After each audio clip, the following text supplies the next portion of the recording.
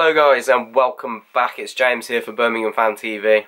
I hope you're all having a good weekend. In fact, I know what. You're having a damn good weekend, aren't you? Birmingham 1, Stoke 0. Yay! I hear a yay downstairs. Another great win. Another fantastic win.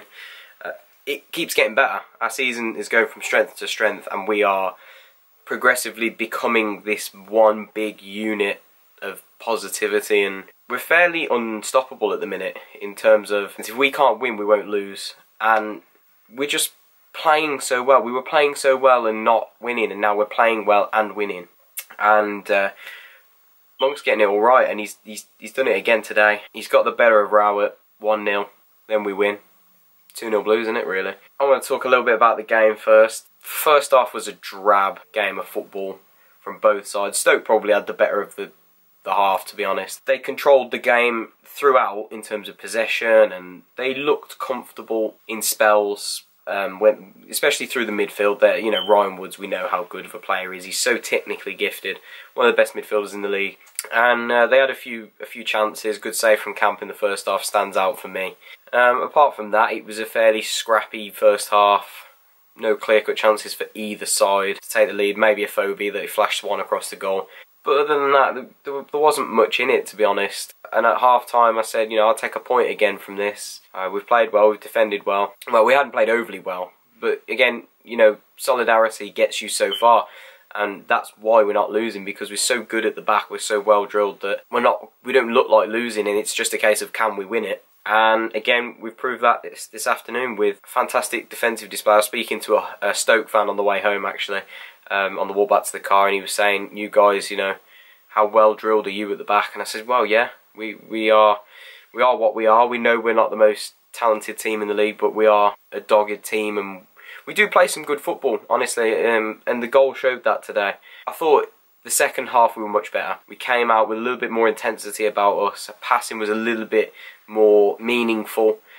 We were a lot more direct wide. We managed to get Shane quite a few times through the, you know, between the lines. Mahoney got a good 60 minutes. Didn't think he was that effective, but the introduction of Mags changed the game, to be honest. And the change to bring Harding on was a fantastic move, because I could have saw Pedersen getting sent off. He was on a yellow card early on, and they targeted him throughout the game. Either he was going to foul and get sent off, or he couldn't make the foul, so you know they could get him behind him. But the introduction of Mags changed the game. That showed, because he was in the build-up for the goal where he's got down, you know, he's driven through the middle. He saw Jukovic pull off to the left. He's laid Jukovic through. He's drilled a fantastic ball across the box, and it's the first time this season I've seen Shea do a number 9 at the back post, and he's there to tap it in, and it's exactly what you want from him, because that's what we didn't do earlier in the season. And I said that Shea would get a goal today.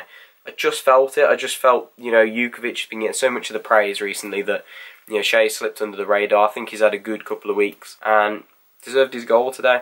And then, you know, from that, it was obviously going to be a back-to-the-wall job. He brought Roberts on, who I thought played really well when he came on, actually, so credit to him. And they had 3 appeals for a penalty. One of them looks a bang-on penalty, to be honest. I think it's the second one. I think it's hit Jukovic and Gardner on the arm. I don't think it was intentional, but regardless, if your arms are above your chest or whatever, it's going to be a handball. So I think we've rode our luck a little bit, but we've had so many bad decisions go against us that, you know, it's about time we got one in our favour.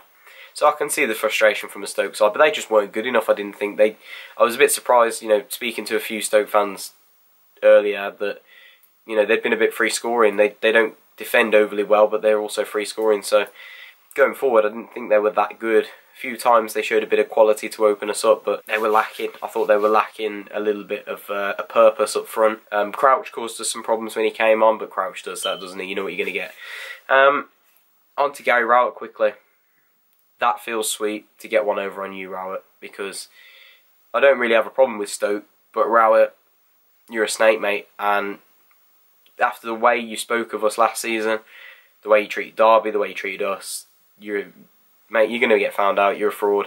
And that felt even sweeter. You smirk at half-time, coming off, and for us to win that and you get sent off was the icing on the cherry on the icing on the cake. So I feel good, and you know, we're going into Tuesday night's game now. 11 unbeaten at home, 9 unbeaten in the league, and St Andrews just feels like that place to be at the minute. It'd be a typical Blues thing to get us to result, you know, like we did today, and then go and lose on Tuesday night. But you get the feeling that those days might be behind us, so we'll be on the lookout. My man of the match today. It's going to be a tough one because I thought, you know, as a team we played, you know, well again as a unit. But I think Michael Kieftenbeld put himself about today a lot. I think that he did a lot of the hard work, a lot of the hard miles, and put in some key tackles towards the end to break up play. It was hard to point out one individual today, but I'd give it to Kieftenbeld just simply because he did a lot that a lot of people didn't notice. So I could run quickly through a few of the ratings.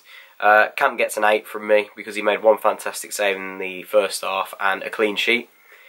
Colin with a 7.5. Wasn't his most influential game today, apart from the one run where he hit the bar. But again, 7.5 is another good display. The two centre halves both for me with a 7.5 as well. They're so solid at the minute. It's hard to give them a standout rating, but they are so good at the minute that, you know, they're just keeping this consistent level of, I don't know, they just work well together. Dean and Morrison, they kind of thrive off each other, and I'd be a bit worried if we lost one of those. Pedersen didn't have the greatest game today, 6.5. He got the early booking. I think he was ill before the game, someone said. You know, so it's understandable that he didn't have his best game. I think that's why he was taken off. Across the midfield, didn't really see a lot from Hotter, and he got the ball quite a bit and lost it. So, you know, he'd get a 6 from me. Wasn't his greatest day, but however, he did a lot of the good defensive work again down that right hand side. So can't argue. Gardner gets a 7. A few sloppy passes first half, a few silly challenges, but overall it's a good away day.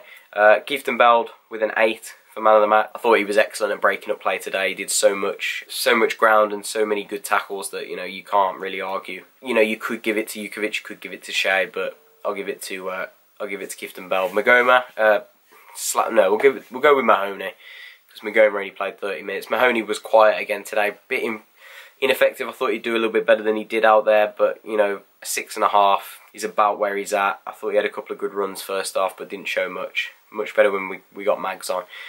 Shea had a great game actually. I thought overall, a few again sloppy passes first half, but overall he grew into the game, really did. Great positioning for the goal, and a couple of his touches second half. He was strong, he was tenacious. So I'll go with a 7.5. No, I'll go with an 8 for Shea. I'll go with an 8. And Jukovic again with an 8 as well, because some of his hold-up play today was monstrous. Some of his runs, you could see his confidence, his striving. You know, he really wants to be on the ball at the minute. And Blues are just on the up. And yeah, I don't really know what to say. I'm lost for words again that we've managed to come to a place like Stoke and win. And we keep defying the odds, so let's keep going, let's keep this run going, and let's climb up this table.